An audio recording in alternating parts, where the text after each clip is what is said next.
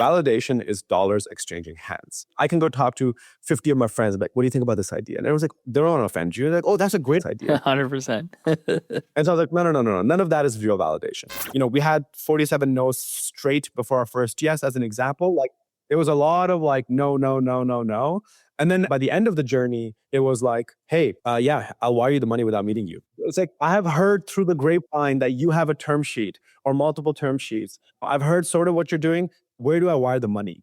If you can't sell the first $2 million yourself, like, first of all, how are you going to attract the world's best AEs to come work for you? The world's best sales team is not going to respect a founder who can't do it themselves. If you're going to bring on an AE and say, year one quota or target is $1 million, $1.5 million, if you yourself haven't done that in 6 months, you don't have a right to say, this is possible. You have the ability to do this. Basically, we doubled the company's revenue overnight with one new customer. And we were like, oh, great. Yes, we have such a good fit here. Let's go and focus only on that. And then we did the hard decision of actually churning everybody else. Fully refunded them, found them a new home, like made them whole, but we stopped working with. What percent of your revenue was that at the time? 100% of our old revenue we churned. Everybody. We started from scratch on the revenue side of things and rebuilt from the ground up. But we crossed our previous high within 2 months. And then like 5x that. And then 10x that. That's product market fit. Product market fit. Product market fit. I called it the product market fit question. Product market fit. Product market fit. Product market fit. Product market fit. I mean, the name of the show is Product Market Fit. Do you think the Product Market Fit show has product market fit? Because if you do, then there's something you just have to do. You have to take out your phone. You have to leave the show 5 stars. It lets us reach more founders and it lets us get better guests. Thank you. Ali, what's up, man? Welcome to the show. Thank you. Good to be here. So you've built, everybody's talking about AI agents. You've built a platform of AI agents for the healthcare sector. You've raised over 15 million, almost 20 million so far, just raised the Series A. So we're going to get into all that, what happened, how it happened, all the pivots, all the shit you have to go through to build something like this. But to start off, because this is the Product Market Fit show, when did you feel like you'd found true product market fit and why? Where were you? When was it? What happened? One of the biggest deals we ever signed, which was our very first deal, which was like a multi-6-figure contract, got signed in 16 days during Christmas and New Year's, right? When the world is asleep, when the world sort of shuts down, generally speaking. They came inbound and that felt to me like we had sort of struck lightning because it like very clearly indicated that a fairly larger company relative to us at the time cared so deeply and had such a big hair on fire problem that their execs were wanting to work through Christmas, through New Year's in a very short period of time and sort of go through this process with us and take a bet on a fairly early stage company. And that was the first moment, I would say. And then the following 3 to 4 months, that feeling of we were closing larger and larger enterprise deals. What kind of ACV are we talking about, more or less? We're talking 150 to 300K. Okay. Meaningful. Yeah, meaningful. Exactly. As in like, we're looking at CEOs are only signing off on this. Like this is not bottoms up. There's no PLG, it's pure play. What at the time for us especially was considered quote unquote enterprise. We've now moved even more up market. But at that moment, that first 240K deal was the largest deal we had ever signed in the history of our company. And we had done it in like sub 20 days through Christmas and New Year's. Every few weeks then we were signing deals like that. And that feeling of like the market is pulling the product out of you versus you are pushing it into the market, that feeling is very distinct. And I started feeling that over and over and over. And that gave us the signal that we were on the right track and that we had sort of struck a nerve in terms of the product and platform and infrastructure we had built with this really good match in terms of the pain points that a lot of our customers were feeling. Everybody will tell you that there's no number that indicates product market fit, like when you hit 1 million or 2 million or whatever. But when you're signing 100K plus deals consistently, and especially fast paced and you're just getting through cycles and it's a high priority, it's almost impossible to not feel like you have true PMF because it's real money. Nobody's spending that money unless they feel they really need that product, which leads me to that question. Like, tell me a bit more about that product at that point, because I know it changed before. We'll get to that. But at that point, what was the product that you were selling that was resonating so clearly? Yeah. So we were very focused on, and still are, we think of ourselves and had sort of framed ourselves as an infrastructure and platform layer to build healthcare specific agents, especially those agents that were able to perform tasks and works generally that has high risk of failure, right? In healthcare, there's a lot of back office administrative functions. There's a lot of rev cycle type of building that's happening. We started our journey being focused on patient-facing agents. Patient-facing agents in what I call subclinical use cases. Think like med-adherence and side effect management. Think like post-discharge, post-surgery recovery, et cetera, where messing up and like cost of failure is extremely high. And we had built and have built sort of this entire infrastructure deep layer to be able to build and train and quantify the performance of those agents performing that type of work in the world. And these were voice agents like that you would call or text or email? How did people interact with them? All of the above. So multi-channel, voice, text, email, and then inbound and outbound. So we're reacting and when patients are talking to us, we're responding, or we're proactively sort of identifying certain signals that we should be reaching out to those patients. And then multimodality, right? Voice and text. So like multiple channels. We could be over phone, in a web app, in a phone app, whatever the case may be, multiple modalities, and then both proactive and reactive. And so we sort of think of us as the training, the simulation engine, the orchestration engine, memory management, the underlying data platform layer. And on top of that, you build these agents across the interaction layer. So think of that as the sort of full deep stack. That's what sort of everybody was gravitating towards. Because most people at that point were also like, I want to own control over how the system gets trained, on what is in scope, what is out of scope, some of the sort of clinical workflows, the clinical intelligence that's taking place. They did not want to just buy that off the shelf, given the nature of the use cases that we had started off with. And so there was this really good fit at that moment in time where our customers were like, look, I care deeply about how this agent is trained, what the scope is, how it reasons. I want control over that. I want ownership over that. But I'm not going to build and maintain all of the underlying infrastructure to be able to sort of create that. And so it's a really good fit in terms of, everybody talks about an enterprise build versus buy. We landed in this middle ground, which is like, you customers should build at the right layer, but buy a different layer essentially. You won that because of customization and control. But what would you say was like the number one reason why these customers even wanted AI agents in the first place? Like what for them was like the obvious problem that this would solve? I mean, we know in healthcare there's a massive labor shortage, right? So a lot of them had way more demand than they could handle. They could not hire and train really high quality clinical staff fast enough in order to provide the sort of very personalized hands-on care that they wanted their organization to be able to deliver. And so there's this big gap that they were trying to solve for. And for them, is that like more revenue for them? Is that like, what's the business ROI?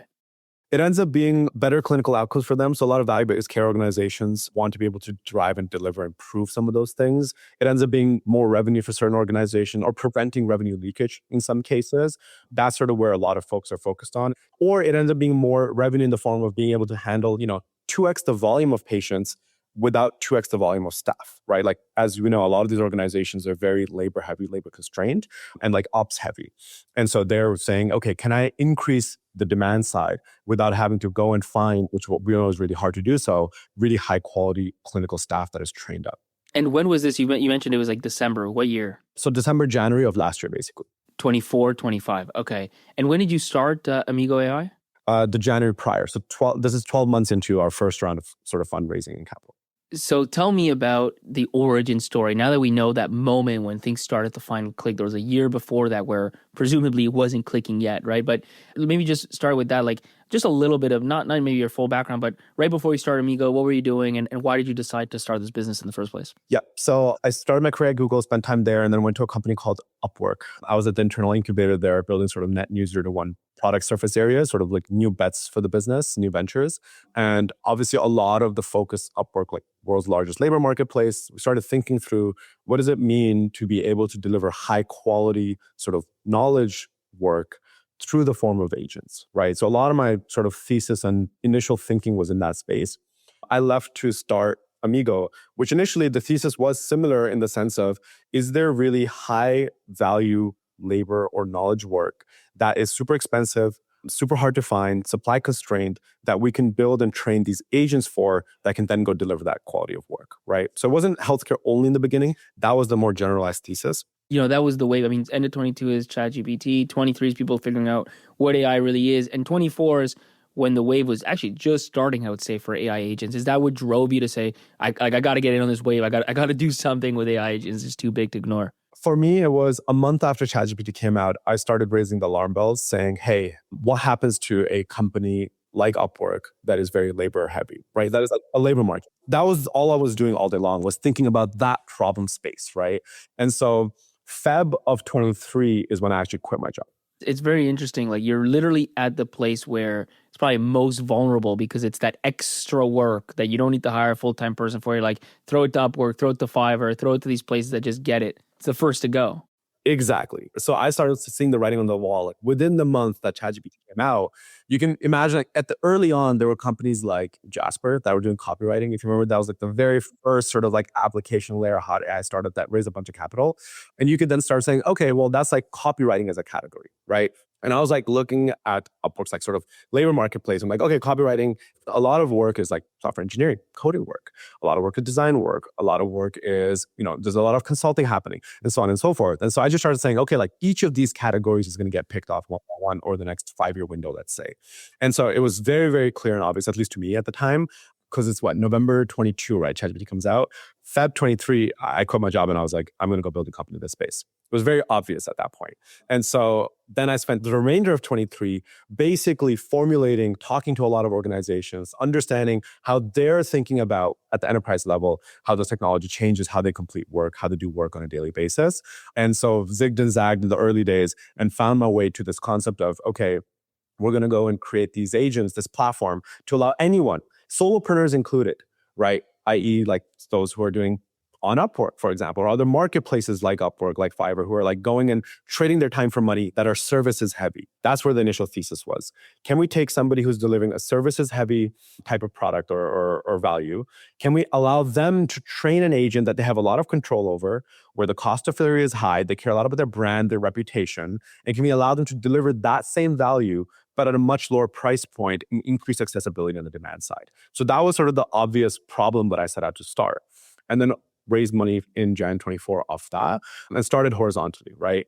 And then over the course of the year, we started feeling a lot of pull and thinking through, okay, as the market evolves, as the world evolves, as the technology gets better, where is there forever going to be this sort of concept of services heavy, huge constraint on the supply side, infinite demand, that is very expensive, right? You can start now seeing why healthcare became the obvious place for us to go land in and like really narrow in and focus on.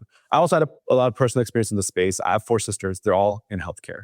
One's an MP, one's a pharmacist, one's an RN. My partner's an RN. I lived with her during the pandemic and like witnessed her life. A third of her floor, like all the RNs and MPs were quitting every 6 months, right, during the pandemic. And so I had also experienced firsthand through my family, through my significant other, the life of somebody who is a clinical person delivering care. And so that's when like sort of 2 and 2 sort of hit me in the face of like, okay, we've built this really strong technology that allows us to capture expertise and train these systems and these agents in a very nuanced way to then go deliver high quality services at the time.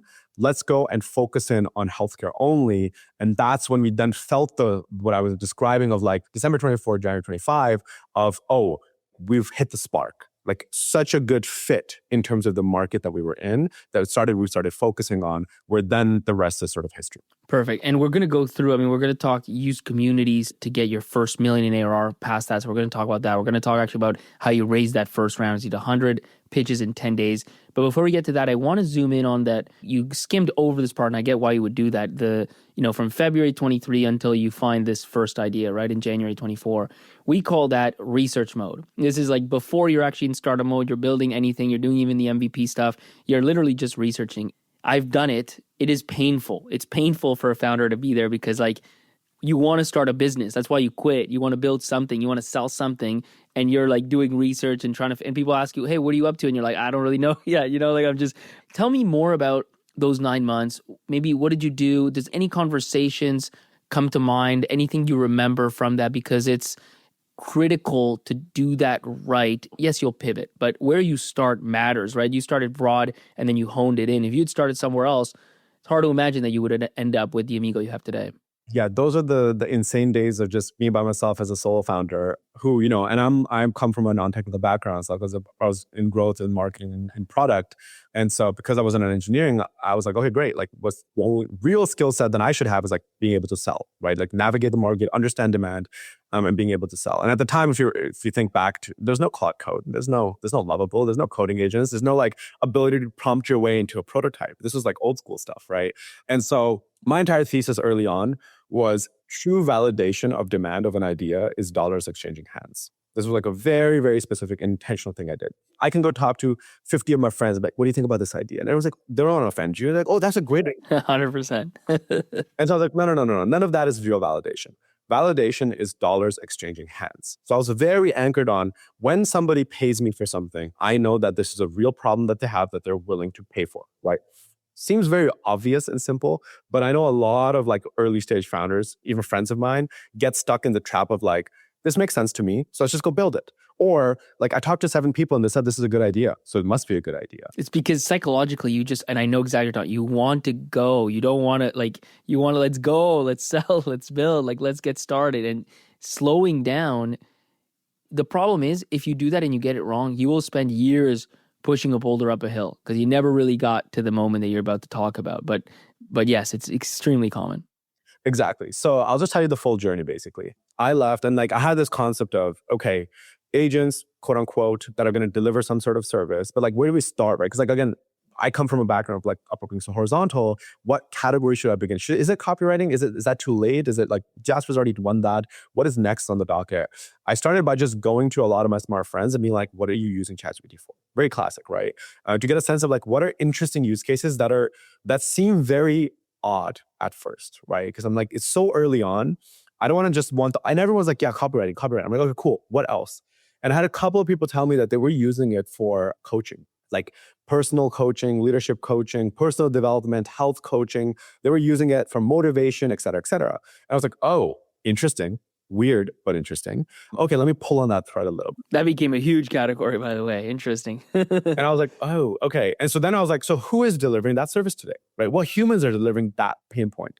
Then I started saying, okay, let me go talk to consultants and coaches generally, like executive coaches, leadership coaches, personal coaches, health coaches, and so on and so forth. So let's go. Now I've figured out, okay, there's this weird use case that people have for ChatGPT that at the time was like very niche. Who are the humans delivering this service today? Let's go talk to them and understand their pain points and is there something for them to be built? And so then I just started going and cold DMing coaches on LinkedIn. LinkedIn at this time had this thing called services where you can like hire people. It's almost like Upwork-esque type of thing. I just like filtered for executive coach, leadership coach, et cetera, et cetera. And like DM'd 50 people being like, hey, I'm building this AI thing. You can like build an AI coach for yourself, train it, et cetera, et cetera. Nobody replied to me, okay? Like 1 out of 50 replied to me. And then what I did was my next batch of 50, I added a PS. At the end of my cold note, I would say, PS, I am also looking for a coach myself, potentially. I'm a new founder. And then the next batch of 50, 30 replied to me. Nice. I have you on the call now. And in the call, I would just start pitching like, hey, I've built this product. It doesn't exist, but I would frame it out. Say, I've built this thing. It works in this way. Is this interesting? Does this solve the pain point? Yada, yada, yada. And they're all like, oh yeah, this is cool. Some of them are like, this is creepy. This is weird. What do you mean this AI thing? Like, get it away from me. This is again still early on. And some of them are like, oh my God, yes, this makes total sense, et cetera, et cetera. They're like, oh, cool. One of those folks from one of those conversations, they're like, well, you're going to be in Florida in 2 weeks for the world's annual largest coaching conference, right? I'm like, yeah, of course I'll be there. He's like, oh, great. I'll see you there. I'm like, perfect. What was it called again? And I'm like in a new tab, like figuring out the name, buying flights, booking hotels. So I'm like, all right, let's go. So I book my flights, buy the ticket, show up at the conference.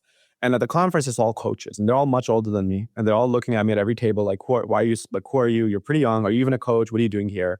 And I just started being like, oh, well, I built this company. It's for coaches. It allows you to create like an AI coach of yourself and you can train it. There's a lot of like control built into it, yada, yada, yada. And instantly I started seeing eyes light up. I'm like, oh, that's interesting. I would want that. And like, how much is it? And I'm like, I don't know. Like, $100? Like, oh, done. Okay, easy. I'm like, oh, sweet. Next conversation, $200. Next conversation, $300, and so on and so forth. And you're closing them on the spot, or you're getting like interest from them? I'm just getting interest. I'm like, I have a wait list. Sorry, because like, there's nothing built, by the way. Yeah, exactly. You're not ready. Nothing exists. And I'm like, oh, sorry, I have such a big wait list. Like, I'll get you on there and I'll onboard you in 2 months. I had one guy follow me around. Every time he would see me for the rest of the 2-day conference, he'd be like, how about this? Pull up your wait list. Show it to me, and I want you to put my name at the top of that wait. So like, I'm going to stand here and show it to me. I was like, all right, fine. So I like went and did it. I had like a fake wait list with like 40 people's names on it. And so anyway, conference finishes. And I'm like, okay, but still, I don't feel it yet. I don't feel the validation. I feel the excitement. I don't feel the validation. So I did what everybody does, or I think everybody should do. I went, created a Stripe account, and created a one-time product on Stripe for $499 one-time deposit to build your AI coach on Amigo's platform. And then I sent that out and 3 people paid me. So I was like, oh, shit. And keep in mind, right? $500 for a solopreneur is it's not $10, $20. It's real money. This is for them real money, right? This is like, they're going to think twice before ever putting their credit card in without seeing the product, without seeing a demo, without seeing anything.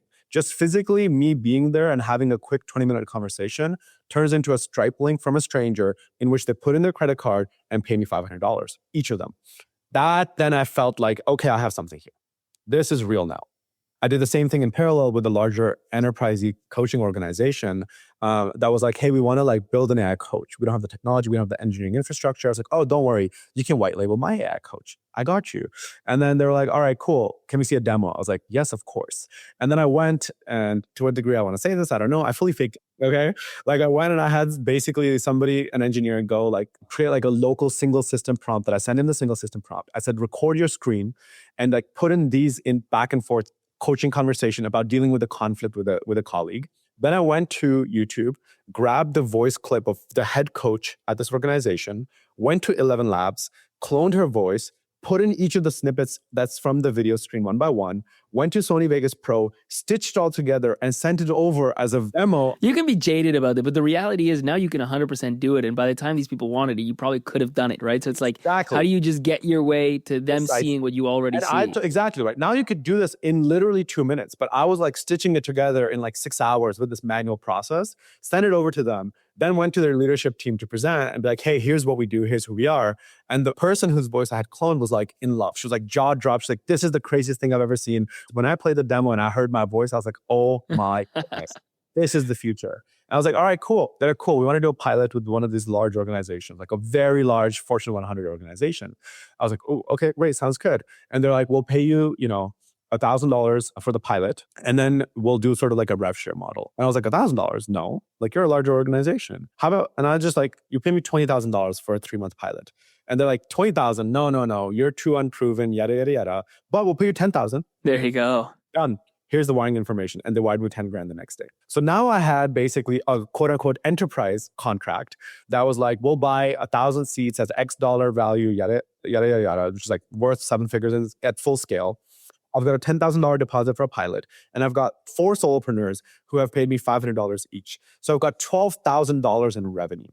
And I have not written a single line of code, nor do I have a team, nor have I fundraised, nor do I even have a co-founder and CTO at this point. That to me was the early days of like, okay, now I have built a conviction. I am solving a real pain point for people who are paying me real dollars. We have revenue in the bank with nothing to show for it other than just me talking to them. That's what then I went and spoke with a couple of, I was having already conversations, and I convinced my brilliant co-founder and CTO now to leave his job at Databricks to come join me. So he quits. We meet in September of 23. We work together for 4 months. I give him this entire journey, this experience. We start iterating and building for those early customers. Jan 1st, he quits. This is Jan 1. Now we're in what, 24? Now we're in Jan 124, precisely. Okay. He joins me full time. Now, basically, we start going and fundraising. Okay. Jan 15th, we kick off our fundraise and we pitch 100 investors in 10 days flat. You love this show. You don't want to miss the next episode. Why would you? So hit that follow button. Trust me, it's in your own best interest. We're going to break that down. But I think one of the things I just want to point out is, so 9 months effectively invested in true validation. And I think the way that you did it is, I mean, it's in a sense, it's like textbook classic, but it's also, for some reason, I think it's just because it's hard. Most founders are still these days, today, right, don't do it. Like lean startup is an old idea, right? Like you think people will be doing this, but still many people, I think, don't do it. And this is also what, like, bootstrapping is typically when you don't do it funded. But this, to me, is bootstrapping in the sense that you kind of like fake your way to the first thing so that you can, how do you get a great co-founder? Like you show them some traction, right? And how do you get capital? You show a team and some traction, right? And then once you have those 3, you use it to get more traction and you create this virtuous loop. But you have to get the things spinning, and, getting people to buy in and validate through real dollars is, to this day, I mean, it's the best, it's the most proven way to know that you're going to build something that people want, which is the foundation of startups. Exactly. And that Feb 23 to December 23 journey was purely focused on that. And even all my founder friends today who like recently have quit, to your point, still got into the trap of like, I talked to 10 people, they love the idea. Let's go, like, I should go raise, right? I'm like, no. Because the opportunity cost is high too. It's like, yes, everybody's like, yeah, let's go raise and like get some capital. Okay, sure. But like, if you truly inherently don't feel that there is value in building this and you don't like care about like sort of this type of opportunity, et cetera, it just becomes a lot harder. All the struggles you'll deal with, it's a lot easier to give up. And your opportunity cost is enormous, right? I'm going to invest this 7 to 9 month window in validation so that the next 5 years. Exactly. Because the most dangerous mix is something people don't really want with a founder who's tenacious, relentless, won't give up. You get that, you get 5 years away. So you get a bad founder, a weak founder, they'll give up in 2 months, so whatever, no big deal. But that mix is deadly. So let's move on to now, we'll do the 2 segments. The first one you already alluded to, 100 pitches in 10 days. Let's start at the beginning of that. Like, first of all, it's a pre-seed round. How much are we trying to raise? Like a lot of people for pre-seed specifically, they'll just meet like 5 VCs and get $1 million and call it a day. Like you made this a process. How did you think about it? From the beginning, it was the specific partner that I wanted, and how do I go find that person, right? And to your point, everybody's like in the camp of, okay, cool, let's just talk to 10 people. If like this thing is real, they'll give me capital. Like, no, that's not at all how it works. Because a couple of things. One is the partner that you're looking for, you might not meet them until pitch number 60. That was actually the case for us. I did not meet the person who I was like, this is the person who I want to be on my cap table. I want the first check for. You didn't know. It's not like you knew I wanted this firm. You're just like, I'm going to meet a lot of people till I meet somebody that clicks. Precisely. Exactly. And everyone does the thing of like, here's my spreadsheet. Here's all the firms. Here's where I really, my dream firm that I want to raise from, et cetera, et cetera. But like, I think early on, none of that matters because if you're crushing it and if you're real and you're growing, all those firms will want to write checks into you eventually anyway. The most important thing that matters is like, who are the early folks who are betting early, who are betting on the team, who will stick with you as you pivot, right? Because again, they're betting on that team more so than anything, who you have a really strong relationship with and the connection is there and aren't just like, yeah, cool, I like the space, so I'll dump like a few checks into the space and like see what happens, right? Because then when you pivot, it's like not a good fit anymore if you end up pivoting, which most companies end up doing yes. to a degree, right? And so yeah, for us, it was a couple of things. One was I wanted it to be concentrated in a short period of time because the core business is actually going and getting more customers and like building product, et cetera, et cetera. So I did not want to fundraise for 4 months straight. I wanted to do it in a very short sprint. And then 2, I don't come from a world of like really strong connections. So I'm not like, I spent 2 years at some VC firm. I then went to Stanford MBA and then now all my friends are at this firm. So it's like easy for me to go and have the 10 conversations. I come from like, I'm Canadian. I'm not even from the States, right? So like coming down to San Francisco and working here was like a new experience for me. It's good because it's more, sometimes I talk to founders sometimes, it's like, oh, I raised a $10 million seed. How? Oh, well, I already knew like 10 VCs from my past. I'm like, all right, like, I can't learn anything from that. Nobody can learn it. So this is much better. Precisely. Exactly. I effectively did not know anybody in the space. And so I was like, oh, great. Like, what am I going to do? I did what I did the first time around when I was like validating my ideas. Like, let's go talk to folks, but talk to them in a very concentrated period of time with a well-scoped thing, with a good sense of like, here's who we are. Here's what we're building. Here's a long-term vision. Here's why it's exciting for us. And like, do we have the alignment or not? Right. And so we went through the sprint, flew to New York, stayed at a tiny like bunk bed style situation. Cause again, my founder and I were like, we haven't raised anything at this point. Right.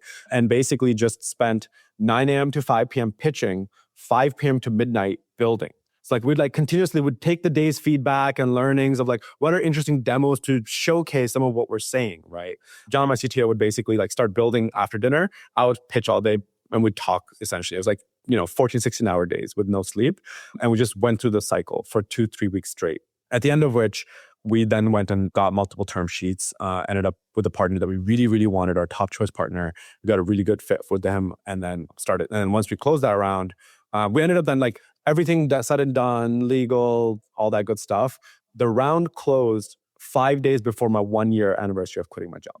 So it was like a full, like almost end-to-end 1-year journey from the day I quit. And I actually, I have an immigrant dad who was like, what are you doing? Why are you quitting? He's right. insane. Yeah. You're on a visa. We're going to lose your, TN visa in the States. And are you kidding me? Like at the time, if you also remember Feb 23, like layoffs happening, interest rates rising post VERP era.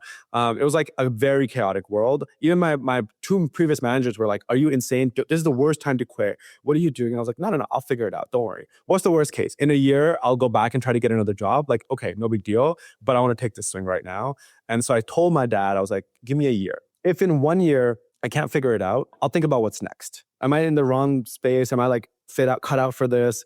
Have I spent the time validating the thing I want to build? If I don't get to conviction on something, it's fine. I'll try to get another job. It's like not the end of the world. I've done it a couple of times now.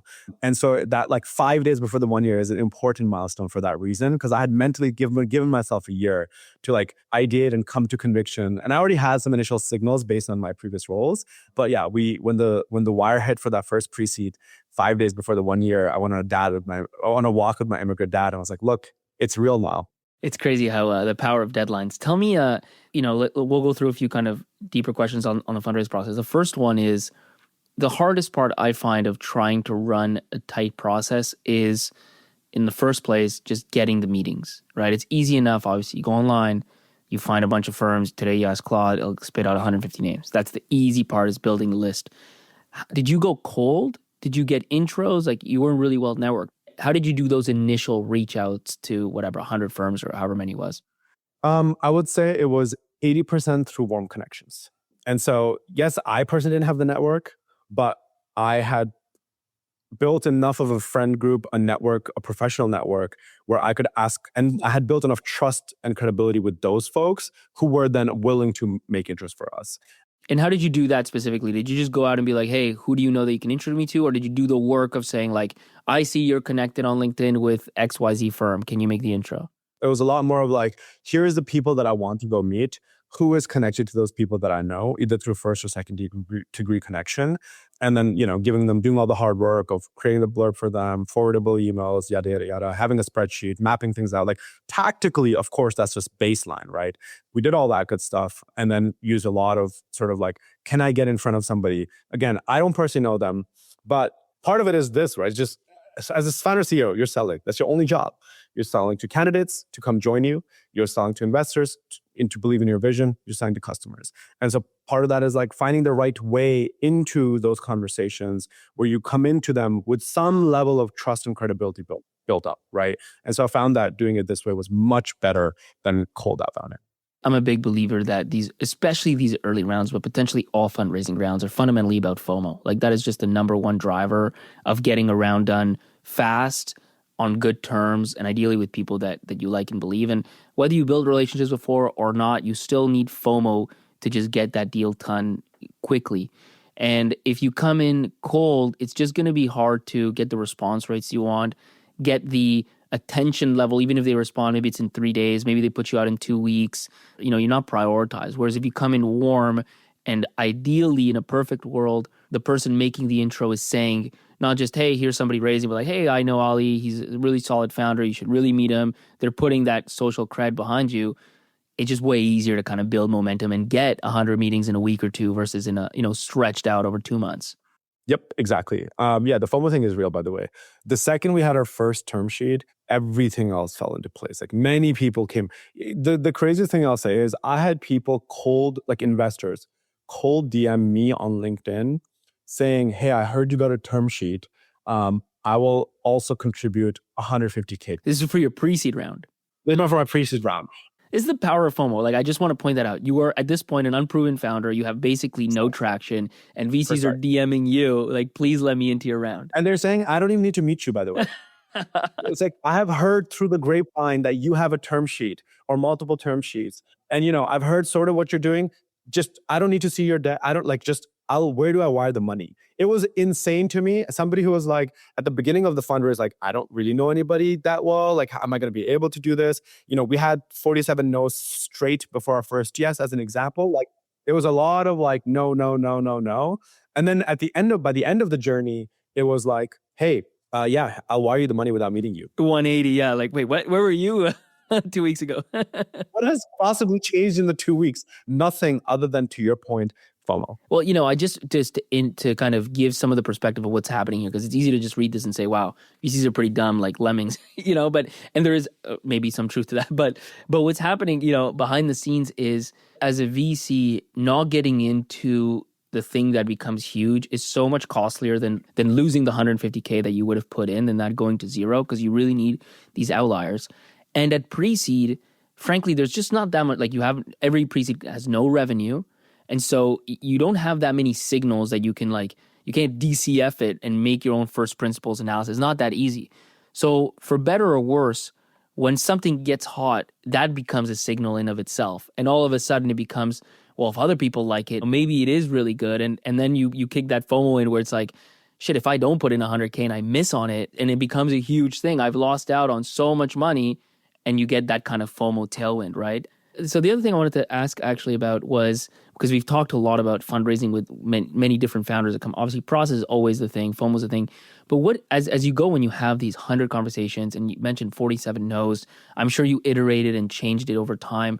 What are some things that you feel like you learned when it comes to pitching VCs that maybe if you would have known like on day one of doing this, you would have gotten only 20 no's up front? You know what I mean? Like it just would have made the conversion a bit higher. Yeah, I mean, this is the challenge, right? So like, I actually think there is this thing of like VC product fit or VC company fit quite a bit, where there were some folks that I was pitching where they have written off a certain space in their mind, and it just does not matter who you are and what you've built. If they don't have any thesis or any goals or any desire to invest in a specific space, it really doesn't matter. You can start disqualifying some of those before meeting them. So like you can turn the 47 no's before you get your first yes into 10 no's maybe, right? Because there's a bunch of them in the middle that would have said no matter what. And can you identify those signals early on? And like a lot of VCs nowadays will like write, Substacks or on Twitter, and they'll tweet things that I have this thesis in this space, and like, here's what I believe is happening, et cetera, et cetera. And so like, if you can find those people who already believe that there is a big company to be built in the space, then that makes your job much easier, because now you just need to convince them that you are the right people to build that company. Whereas in some cases, I was having to first educate the VC. Let me tell you about the space. Why this is an interesting space to invest in right now. Why it's massively going to change right now. When I say services being delivered as software, what does that actually tangibly mean? What are the insights that I have? Like, there's a lot of education that you can end up doing on things before you even get to like, here's who I am and here's what company I'm building. If you can skip those, if somebody comes in being like, yeah, I know there's gonna be a massive company in the space, just tell me why it's you.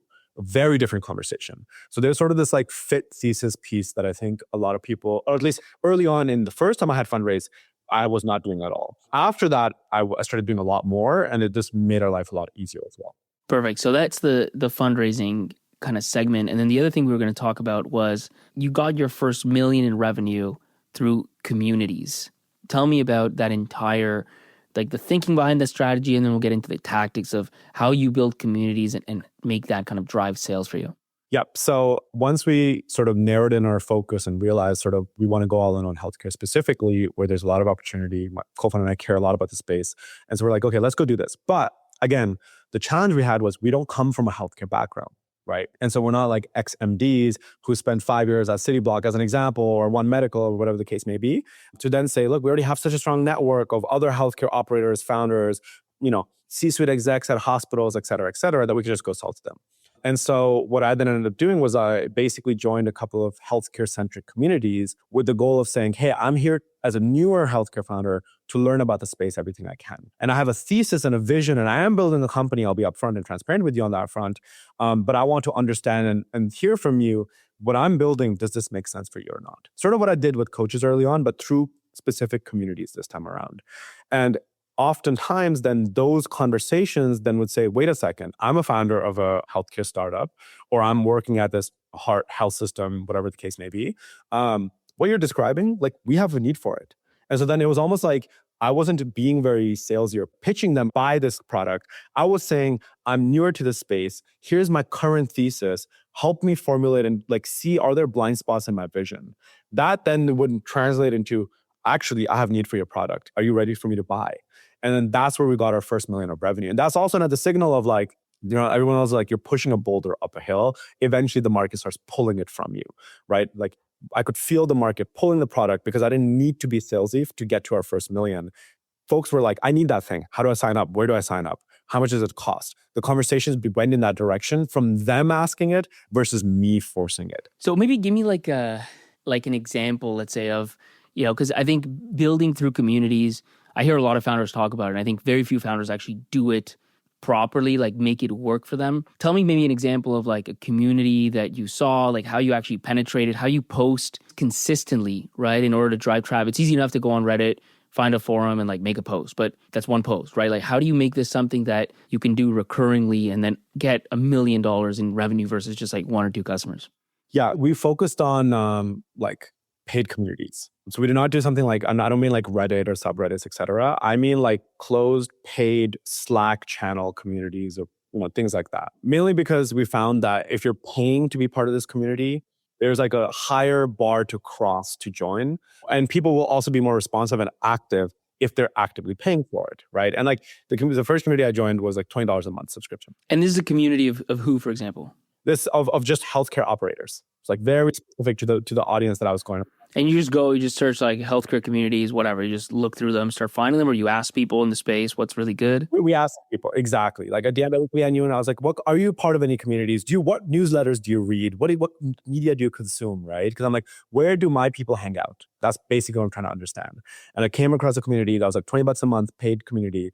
There's a Slack channel. I was like, "Oh, cool, let's go join it." And then there, introduced myself, started DMing a few folks working on interesting things, and then basically went and having the conversations there. Like some of the folks that I closed that were in that first $1 million, I initially met through there. And then I invited them to a conference that we were hosting or sponsoring 2 months from then. And then I was posting on LinkedIn. And so like, I'll give you one example. That founder then bought Amigo. It was like a $200K plus deal.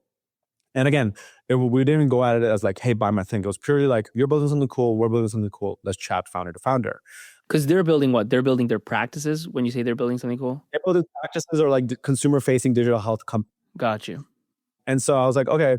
So I had the first conversation. And then they came to the event and they saw me speak on one of the panels. And then they saw a couple of my LinkedIn posts that popped up and like brought me back to top of mind for them. And then finally a month later, after like 3 months end to end of like multiple touch points, we met them at 2 conferences, had 2 virtual conversations. They saw 2 of my LinkedIn posts that resonated with them. Did they actually purchase? So it's not like, hey, I'm just going to cold DM, have a conversation and we're done. It's more like you still have to do the relationship building. But the initial entry point that came in was, hey, I'm in this community. You're in this community. We would say it explicitly. I found you through this paid community that we are part of. It's not like a random cold DM. I saw what you're building. I think it's interesting. I'm building something interesting. Would love to pick your brain. That specific was the campaign that we ran from this one community in a very non-salesy way that led us to eventually close $1 million of revenue. And the total cost was literally $20 a month.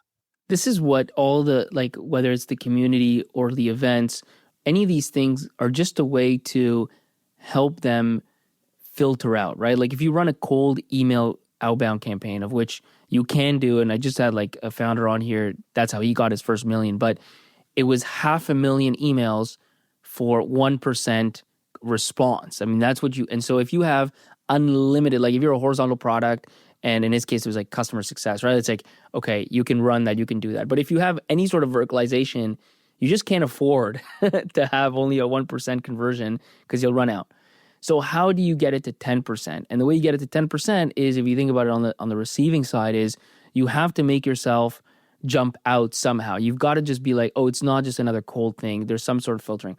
So just being able to say, I'm part of this community, that, from the universe of whatever infinite number of people, you've gone down to the 1,000 members in that community, right? Like you've filtered a lot. You show up at an event, at a conference, same thing. Like that conference is going to have hundreds, maybe thousands of attendees, but not tens of thousands, not hundreds of thousands. So you're just helping them. You're just trying to find ways of how do you filter out for your customers so you're not competing with everyone. You're just competing with a subset, and then your conversion rate will dramatically improve, assuming that, of course, you validated and you're solving a problem that's actually, that they want solved.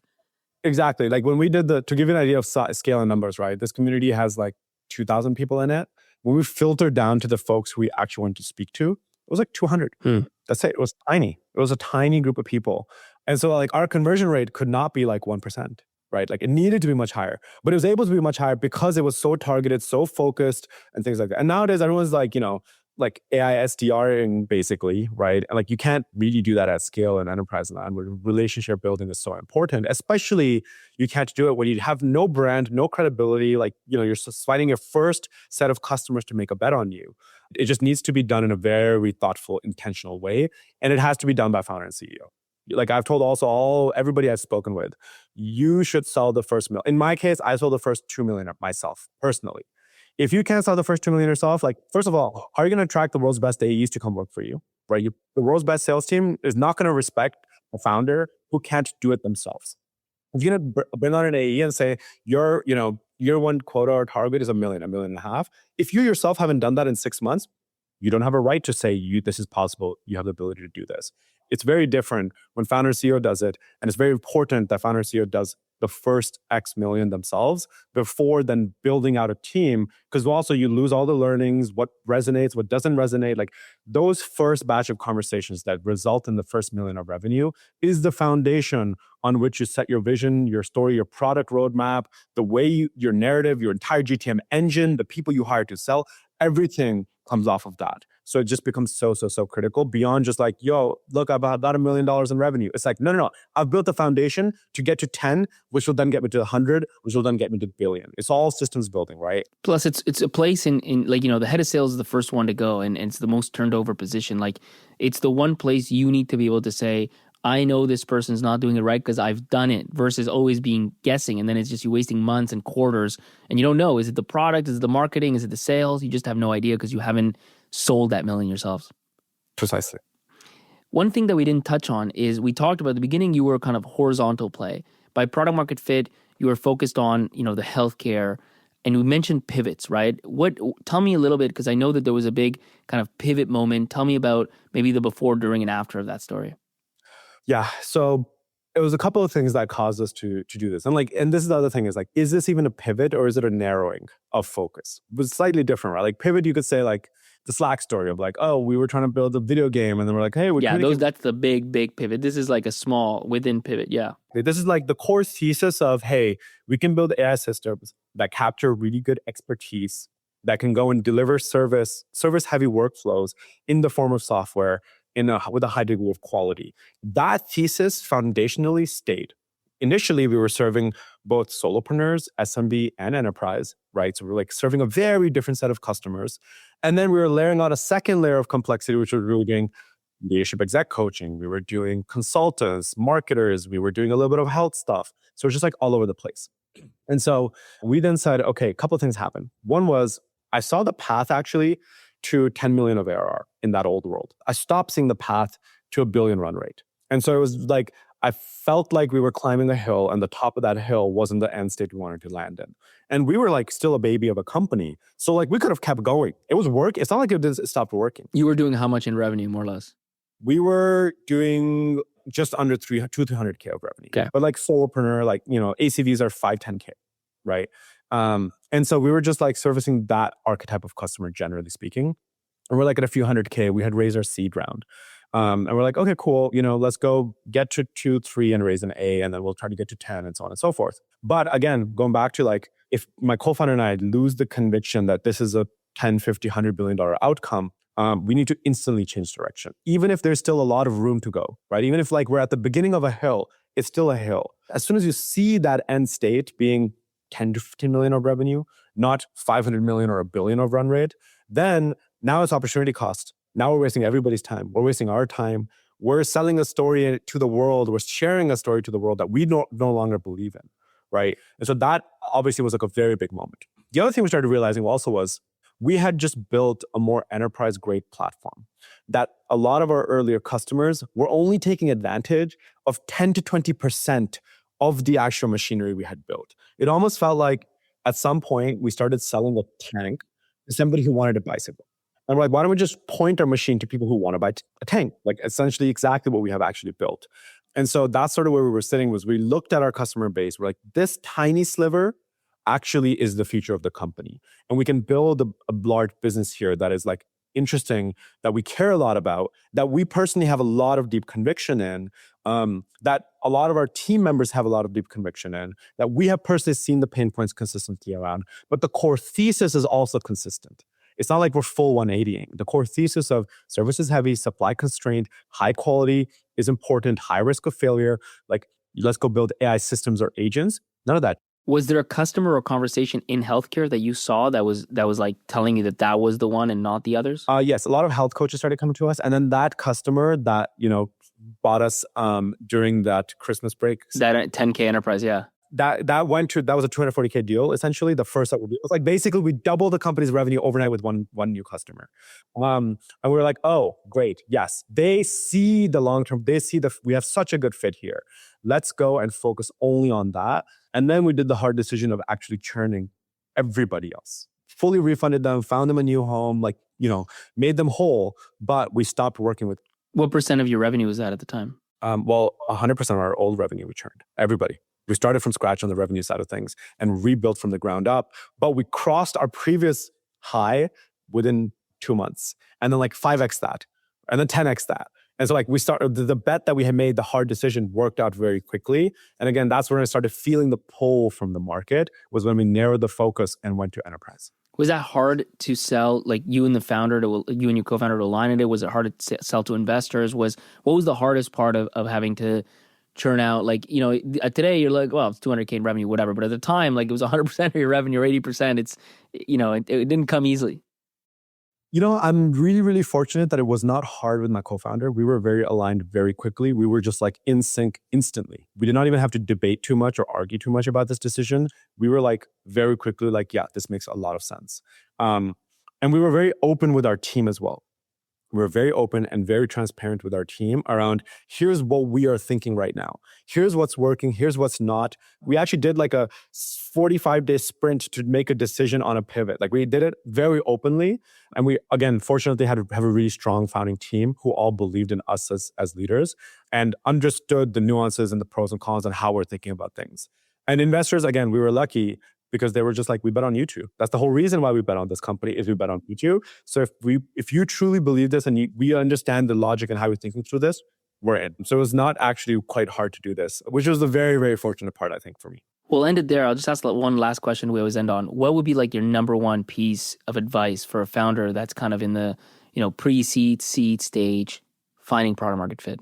Validation only happens when dollars exchange hands. Period, full stop. It does not matter. There is no other explanation or excuse other than that. That's one. Two, your co-founder is so, so, so important. I went and lived with my co-founder in a tiny studio, had breakfast, lunch, dinner, spent 24/7 together for a few weeks, worked together for a few months before we went all in and made the decision. From CEO to CTO, the way I think about it is your CEO needs to be able to sell anything your CTO can build. Your CTO needs to be able to build anything your CEO can sell. And as long as those two things are true, there's a really good match and you can go build a massive company. And I think that's becomes very important as you think about who is your co-founder, who's going to be there 10 years from now. Perfect, man. Well, dude, thanks for sharing the story. I think a lot of value is transferred to founders here, so appreciate it. Of course. Thanks, Pablo. Take care. So picture this. It's months from now, years from now, and one of your founder friends, or really close founder friends of yours, guess what?